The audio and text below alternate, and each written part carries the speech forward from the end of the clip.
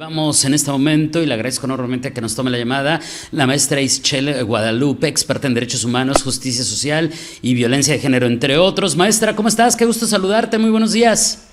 Muy buenos días, David, el gusto es mío. La verdad quiero aprovechar este momentito de saludos para abusar de su confianza y mandar un saludo a mi primita Lila, que vive en Canadá y que está aprendiendo sobre derechos humanos de las mujeres y se está apoyando de estas cápsulas. Pues muchos saludos hasta allá, que aprenda mucho y que pues aproveche y se la pase de lujo, porque pues finalmente de eso no hay todos los días. Muchísimas gracias, David. Pero por supuesto, claro que sí, y ya después nos cuentan cómo les fue, ¿eh? Sí, claro que sí, acá les traigo la actualización. Perfecto. Oye, maestra, hoy vamos a hablar de este tema del que realmente, por lo menos mediáticamente, aclaro, mediáticamente, tenemos muy poco tiempo hablando y del cual poco hemos profundizado, y es la famosa violencia vicaria. Sí, así es. Fíjate, seguimos trayendo estos temas que están relacionados a las mamás, ¿no? En este mes conmemorativo para ellas, y que, debo decir, la violencia vicaria pues les atraviesa de una forma muy dolorosa, aunque también debo decir, el concepto de violencia vicaria es un concepto coloquial, es un concepto también académico, pero en cuestiones de ley, por lo menos en la Ley General de Acceso a las Mujeres a una Vida Libre de Violencia, lo conocen como a través de interpósita persona. Aunque allá afuera nadie le llama así, ¿no? Siempre se ubica como violencia vicaria. Y esta, pues va a suceder en los casos en donde se quiera perjudicar a la mamá, a las mujeres, a través de las hijas, de los hijos, de los familiares, de personas allegadas, cuando el agresor puede llegar a tener una relación de matrimonio, de concubinato, una relación de hecho, y no importa si viven o no viven juntos en el mismo domicilio. Por ejemplo, ¿en qué casos? Cuando hay amenazas con causar daño a las hijas o a los hijos, o cuando se les amenaza con que se les va a sustraer fuera de su domicilio o de su lugar de residencia. También si se utilizan estas hijas o hijos para obtener información respecto a la madre, ¿no? Sobre todo pasa cuando ya los papás están viviendo en casas separadas. De pronto cuando uno tiene la guardia o se queda cuidando a las niñas y a los niños, le dice, bueno, ¿y qué está haciendo tu mamá? ¿No? ¿O con quién está saliendo? Y ahora y empieza a intentar indagar a través de las hijas y los hijos. También hay un hecho alarmante, porque puede pasar a través de que se promuevan o se vayan a incitar estos actos de violencia de hijas e hijos en contra de la madre. Por ejemplo, el otro día estaba revisando un caso y me llamó la atención porque la sobreviviente, primeramente en su relato, mencionaba que era la pareja quien la violentaba y que la hija se ponía del lado del papá, en este caso el agresor. Pero en las últimas ocasiones empezó a ser la hija quien participaba también en estas agresiones o quien maltrataba a la mamá, vaya. Y revisando el caso, pues nos dimos cuenta que era una situación de violencia vicaria, porque el papá le enseñaba a su hija a maltratar a la mamá, ya que le decía que su mamá no la quería y que, bueno, no se merecía un trato con respeto. Al final, por supuesto, este caso es más extenso y complejo, pero nos da una idea de lo absurdo que pueden llegar a ser estas situaciones y al mismo tiempo son reales, ¿no? Están pasando. Y también, en esta misma magnitud de lo absurdo, pasa cuando se les oculta o retiene, sustrae a hijas e hijos, pero también a familiares o personas allegadas. Es decir, puede ser que te estén violentando a través de dañar a tu papá, a tu mamá, a tu hermana, no necesariamente, pero sí, debo decir, mayoritariamente es a través de los hijos y de las hijas. Incluso llega a suceder que se interponen acciones legales con base en hechos falsos o inexistentes en contra de las mujeres, en contra de estas mamás, para obtener la guardia y custodia, el cuidado y atención o pérdida de la patria potestad en común. Y bueno, en lo que investigan las autoridades, pues mientras las mamás ya se quedó sin ver a sus hijas e hijos porque fueron denunciadas falsamente por delitos graves. Y cuando hay una denuncia por delitos graves, pues el protocolo es proteger a las niñas, niños, adolescentes, ¿no?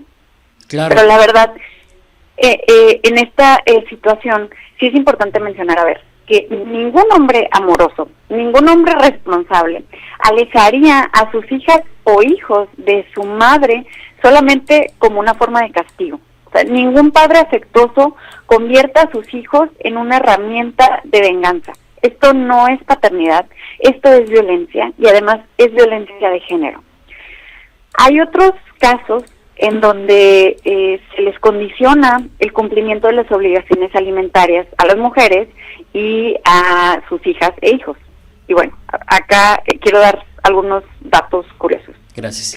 De acuerdo con INEGI, 3 de cada 4 hijos de padres separados no reciben pensión alimentaria. En 2021, de acuerdo con el Senado, nadie para pagar la pensión alimenticia. Y por eso quiero comentar algunas cosas. A ver, primero, no es el papá quien decide cuánto va a dar de pensión alimenticia. Eso lo debe decidir una autoridad, un juez o una jueza. Y segundo, si durante este matrimonio o concubinato te dedicaste al hogar y te separaste, tienes derecho a recibir una pensión compensatoria tú, que te dedicaste a este trabajo no remunerado, no solamente la pensión de tus hijas y de tus hijos, ¿no? Que además debo decir, el concubinato se dice es a partir de los 2 años de vivir juntos, pero si hay hijas e hijos de por medio, no necesariamente se necesita plasmar un tiempo para ser considerado concubinato.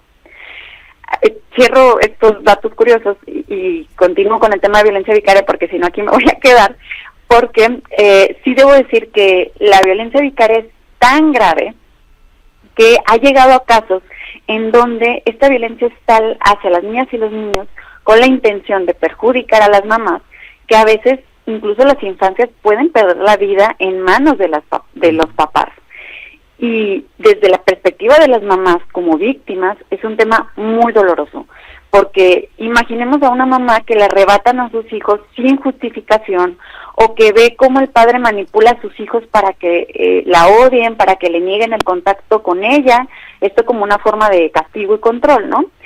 Esto es violencia vicaria y es tan destructiva como cualquier otra forma de violencia de género. He platicado con algunas víctimas de violencia y me dicen que prefieren que todos los hechos de violencia que les están pasando a sus hijas y a sus hijos les pasen a ellas. Prefieren que todo les pasen a ellas, pero que no toquen a sus hijas, ¿no? O a sus hijos. Y a mí me queda claro, tras escucharles, pues que esto también es una forma de tortura, porque sabemos que las mamás efectivamente harían todo por sus hijas e hijos.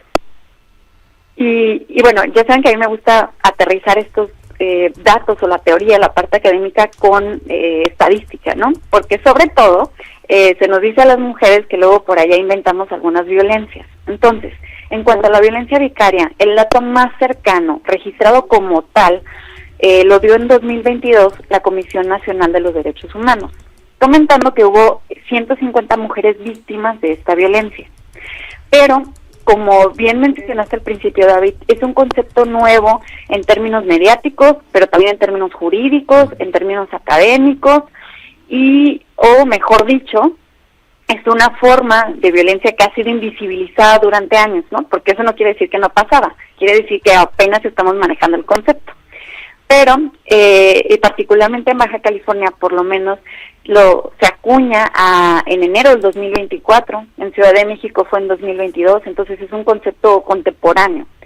Y esto nos hace que tengamos un retraso en las estadísticas como tal, pero que espero que se estén trabajando para poder visibilizar la situación. Aunque para esto sí nos podemos apoyar de otros datos, de otros registros, y de hecho Redim hace un muy buen trabajo haciendo un análisis comparativo de otras violencias que sí se registran en nuestro país y que podemos vincular con la violencia vicaria. Y menciona que por violencia familiar, en México, en 2023, se registraron a 20.585 niñas, niños y adolescentes que fueron atendidos en hospitales. De estos casos, 1 de cada 5 fueron violentados por un padre o padrastro. Principalmente estos hechos de violencia ocurrieron en el Estado de México, en Guanajuato y Hidalgo. Pero además, hubo 9.754 niñas, niños y adolescentes por violencia física, más de 10,000 niñas, niños y adolescentes por violencia psicológica, y todas estas víctimas a manos del papá o del padrastro. A ver, creo que aquí lo más importante hoy, sobre todo en esta conversación, es que si en estos ejemplos alguien nos está escuchando, se identificó a la vecina, es importante saber que, bueno, si primero no se identificó a alguien familiar, conocido, bueno, estos delitos se pueden perseguir también de oficio, ¿no? Pero si se identificó, pues es importante que sepa que no está sola. Hay redes de apoyo, está el Centro de Justicia para las Mujeres, está Fiscalía, hay colectivas, abogadas que te pueden asesorar y acompañar en esto que estás viviendo, y que es importante que sepas que no estás exagerando, no lo estás inventando, es real, no es tu culpa y mereces ser atendido. Como recomendación, les diría que es importante documentar todo, hasta lo más mínimo importa, los mensajes, registro de llamadas, videos, fotos, fechas y lugares en las que se reunieron, si había o no había testigos, ¿no? Esto les puede ayudar a la hora de si deciden ir por esta vía legal. Muy bien. Tengo 3 preguntas, maestra. Uh-huh. A ver, que creo que pudieran ser interesantes. A mí me ha tocado escuchar comentarios estos de que, ¿y ahora qué hago? Porque no me lo está haciendo a mí. Es violencia vicaria, ¿no? O sea, en referencia a este tipo de violencia que nos acabas de narrar. Mi primera pregunta es que si bien ya creo que nos queda claro que la violencia vicaria puede darse en todos estos niveles que alguna vez ya nos explicaste, que van desde lo verbal hasta lo extremo, que puede ser un feminicidio o un homicidio. La primera pregunta que me viene a la mente es, cuando un papá le habla mal a sus hijos de su mamá y le dice, no, es que tu mamá es una ¿entra ahí la parte de la violencia vicaria? Sí, entraría en la parte de violencia vicaria, y es importante, David, con esta pregunta, asumirlo, porque es una forma de violencia de género. La violencia de género, en algún momento mencionamos que se divide en tipos y modalidades, y entra en los tipos como una forma de violencia, la violencia vicaria. Ahora, la segunda pregunta es, me da la impresión, y no sé si estoy cayendo en algo muy especulativo, de que la violencia vicaria, pues, como se le dice coloquialmente, tú ya explicaste el término legal, y bueno, creo que le decimos violencia vicaria porque el término legal es bastante complicado, ¿no? Pero me da la idea de que la violencia vicaria, por definición, tiene dolo, porque no hay manera de pensar que esta persona no fue a agredir a un ser querido que sabe que es importante para su exesposa o su pareja actual, para hacerle daño de esta manera. O sea, parecería pues, y la pregunta es esa, ¿todos los casos vendrían por definición con dolo cuando se determina que es violencia vicaria? Sí, claro, de hecho, mira, se trajo, y a través de Sonia Vaccaro, una antropóloga española, ¿no? Justamente ella menciona esta situación, ¿no? Porque el concepto de vicaria, esta palabra es que se hace a través de otra persona, o sea, que la sustituye. Y cuando le agregamos el concepto de violencia, esto quiere decir que esa violencia va dirigida a otra persona, pero está sustituyéndose por estas otras, ¿no? Que son las personas allegadas, familiares, hijas o hijos mayoritariamente, porque, como lo platicábamos hace un ratito, pues de pronto cuando le hacen daño a un ser querido, una persona entra en estado de indefensión, pero también en una situación como de impotencia, ¿no? Yo quiero hacer o dejo de hacer cualquier cosa para que puedas dejar de violentar a esa persona que yo quiero, que yo aprecio, y que en este caso, pues es mi responsabilidad cuidar. Claro. Y la tercera pregunta es, si esto ya está en el ámbito de lo penal, ¿qué tipo de sanciones hay? Y no sé si estas sanciones sean, por lo que te entendí, supongo que estas sanciones se dan a nivel estatal o son a nivel nacional, ¿y qué tipo de sanciones? Sí, claro que sí, hay penas administrativas, hay sanciones penales también por el delito de violencia familiar. Es decir, en Baja California todavía no está en nuestro código penal como tal el concepto de violencia vicaria. A nivel nacional sí hay, sí está de esta forma regularizado, pero sí es importante verlo que siempre tiene que ser a través de un trabajo integral. Por eso yo recomiendo que la primera instancia vaya siempre directamente con el Centro de Justicia para las Mujeres cuando sabemos de estos casos, porque cuando llegas al Centro de Justicia para las Mujeres buscan atender de forma psicológica, pero también legal, pero también a través de talleres de empoderamiento para las mujeres que son víctimas de estas violencias, y con esto pues ellas van a poder ver que estos casos se van a tener que llevar desafortunadamente a veces en periodos que son muy amplios. Hay situaciones con sobrevivientes de violencia que tienen incluso hasta 4 años, ¿no? O 8 años. He platicado con una sin ver a sus hijas y a sus hijos, pero que sí es importante que estén tratándose de esta forma integral para que no desistan y podamos llegar a pues hacer justicia, ¿no? Entiendo que puede haber una sanción de hasta 4 años de prisión, va a depender de la gravedad, por supuesto, del asunto. Claro, y bueno, una de las opciones para que sepa que no están solas, como nos dice la maestra, es el Centro de Justicia para las Mujeres, así tal cual lo encuentra en redes sociales, CEJUM, o también nada más lo googlea y le sale el número y todo. Lo acabo de revisar y lo encuentra de inmediato, o sea, es de muy fácil acceso. En cuanto tenga una computadora, lo va a encontrar rápidamente. Maestra, ¿con qué podemos cerrar? ¿Qué podemos ofrecer a manera de conclusión en esta ocasión en la que estamos hablando de violencia vicaria? Pues recordar que la violencia vicaria es una forma de violencia en contra de las mujeres, porque el objetivo es utilizar a los hijos y a las hijas para dañar a las mamás, ¿no? La principal víctima es la mamá, y las hijas y los hijos pues son el medio para ello. Maestra, como siempre, muchísimas gracias, un abrazo a la distancia y nos volvemos a escuchar muy pronto. Buen día, buen viernes. Un abrazo también para ustedes, hasta luego. Gracias, la maestra Ixchel Guadalupe, experta en derechos humanos, justicia social y violencia de género, entre otros.